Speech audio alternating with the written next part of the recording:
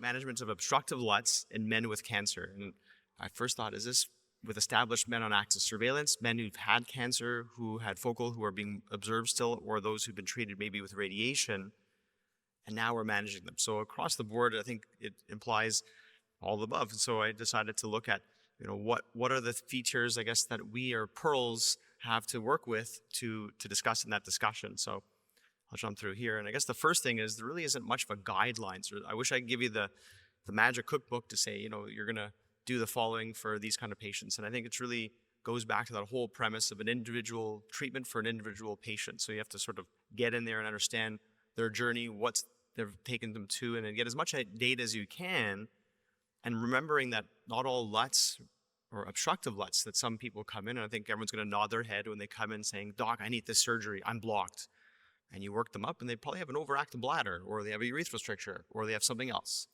So just like in board exams, start from the basics. Just even though you think it is, take a step back and let's go to the basics. That's my favorite slide, bottom right there. I love it. Show the patients. I just kind of go around. You're LUTs. And it's in the guidelines, EAU, AU, and everyone's going to smile here. It's like, we know exactly what this is we have to pick what route you are. And some patients, guess what? They have 2 or 3 of them.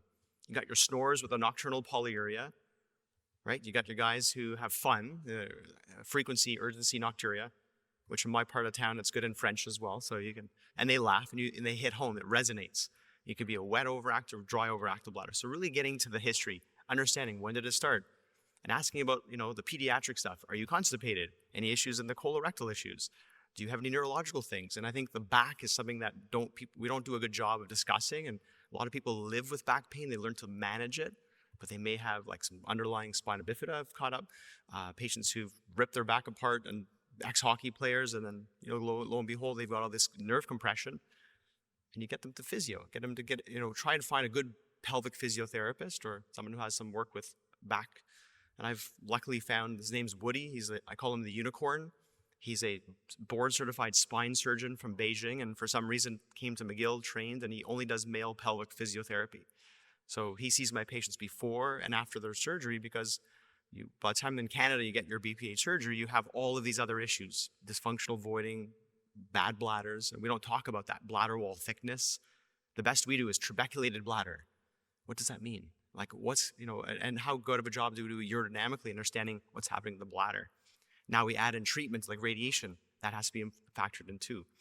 So physical exam, understanding what's going on, the standard uroflow bladder scan, which I've been impressed. I've gone to give some visiting professors, and some places aren't doing that routinely. So to me, someone comes in, they're going to get, I call it the Mayo workup. They pee in a bucket, they do the uroflow. I do a bladder scan, and they come in, I use my Clarius handheld. I was telling Dr. Bianco, it takes me longer to enter the person's name than to do X, Y, Z on my ultrasound on my phone, and I can see every visit, are you growing? So like when you were a kid and you went on the growth chart, right? You're going through puberty. That's what I call this, prostate puberty, and the best we're trying to is by PSAs, and this is not a good tool. We all agree. So moving back to like the prostate cancer patient, understanding what they've been through. Is it ADT? That changes the tissue configuration. Have they had radiation? What kind? Was there complications to it? And understanding where they're coming to you at that process for their LUTs. And then ruling out other things, making sure you do the cysto. I've seen so many people take people to surgery because they didn't do well on a Zatral, and they do some kind of procedure, and the patient has a stricture or some other dysfunction that you just don't want to get surprised at any point. So really take the time to do that full workup, and then counsel, making sure that start off with the basics, understanding drinking tons of fluid. Are they really obstructed? Are they constipated? Sometimes that's a quick managing other factors at play, and anticholinergics. My favorite is someone who's, I'm not diabetic, but sure, there's like your hemoglobin A1C is 12. I'm like, no, I'm not. Let's tackle that. I think there's certain things like that we just have to be good clinicians. History, physical, that's what we were taught at McGill. That's 80% of the work. And we've become a little bit, COVID lazy. We can just order a bunch of tests and let the radiologist or someone else tell us. So now diving into the treatment. So you got a patient with active surveillance, they're obstructed, they have, a catheter I've taken out robotically. There are certain prostates that kind of solves all. Or if it's low grade and they could be an active surveillance patient, I think some of the work that has been presented or will be presented by Nicole after Dr. Miller will be the discussion of the implication. If you do an AEP, you enucleate, you get rid of Canada, the transition zone, and you leave only the peripheral zone with the dominance of cancers. Now we have a more one-to-one ratio of what's happening at the PZ. And then that'll give us better understanding, especially if you do a whole up, the PSA should drop to 1 on average. And if it's not, well, let's see what's going on. And that'll give us a better counseling to patients. And I think the patients also, when they come to your office, they're all PSA phobia. What's that number, right? They come in, there's a tension, you can feel it. And in Canada, they'll do their blood test and they have to wait a month before they can get access to their own lab. So the time they come into their office, their brain has been everywhere. They're super anxious. I print it up and here you go, it's whatever it is. And so I think that PSA becomes much more pure of reflection of what's happening in the prostate. Some studies that are being done right now, and I'm sure you've heard, there's the Water 4 with Procept. So there've been some daggling and using a technology that resects tissue in the transition zone, but you can also do an extra pass or two and nail an area that would be a focal therapy. So the idea of focal ablation. So some of the work with Dr. Helfand, friend of mine, colleague at University of Chicago, at Endeavor Health now, North Shore Urology, and they're doing some of the initial PRCT002 study. And this is just an example of a patient where they come and they're having history of prostate cancer, symptoms of IPSS of 15. You can see some of the diagnostic biopsy, the follow-up, and therefore enrolled in this treatment where they were symptomatic to both treat the BPH and prostate cancer, with the understanding that this is a clinical study. So the idea that you'll map out your standard BPH areas and then do a third pass to treat the area where in the peripheral zone that you will treat. So second pass gets deeper, and then you just simply replace the handpiece, redesign what you want to treat, and focusing it on the area where the malignancy is. So you'll get both a 2-for-1. Is this the way of the future? Possibly. So I know that there is some work on that in their phase 4 a clinical trial. RCT is going to be starting soon. So that'll be exciting to see, can we take a technology like this and move it to the future? So it seems to be feasible. This is what those initial studies in Taiwan and centers such as Dr. Helfand. So we'll move on now to, what happens with you treated prostate cancer. You're on hormone therapy, you've done some focal HIFU or radiation. I think that whole premise of our non-understanding, the fact that we're completely, not saying ignorant, but we don't think of our tissues, because when we do hole up or laser or TERP or aquablation, it doesn't really matter. It just pounds right through it. But when you morcellate, for those who morcellate in the room, you're going to smile when I say this, but when you hit those beach balls, they're like cement, they're cartilage. What is that? That's that stromal tissue. It's not the glandular stuff. It's the dense tissue, and that's I think that's what we're changing with some of our therapies, be it the hormones. So we don't really take into account after the first couple of months on ADT, we're going to get a huge change of the cellular structure across the board for these tissues. So, some of the work that's been done with Klaus Orber, and what is it? Is it hormones? No, it's actually this whole interstitial fibroblast. We think it's maybe inflammatory mediated. We're seeing some data now that if you exercise, if you're, metabolic syndrome patients tend to grow more. We're still, like I said, in kindergarten understanding this whole process. But there's growth that's in that area, and we can use PSA density. This is a slide that you presented as well. And I think we got to be better at MRI imaging to give us better tissue resolution, understanding what we are going to be looking at. And Dr. Gio Casciamani yesterday was doing some stuff with AI looking at that. So while we're all focused on prostate cancer, I urge those who are doing research to also just have a quick look, and maybe we can have our own PIRAD system for the transition zone versus just calling it BPH. Just BPH, and that's focused on cancer. So I think we have an opportunity to use some of the stuff that we have now using imaging data and understanding what the cellular level changes are when you're dealing with these patients who are on ADT, which you can see a huge amount of basal cell hyperplasia, particularly in the transition zone, which is the area we're going to be treating. Certainly after radiation, certainly after the first 6 months to 2 years. So after 2 years is where all wounds mature. You'll get that dense amount of collagen. So when you're terping and doing a channel terp, it kind of looks the same.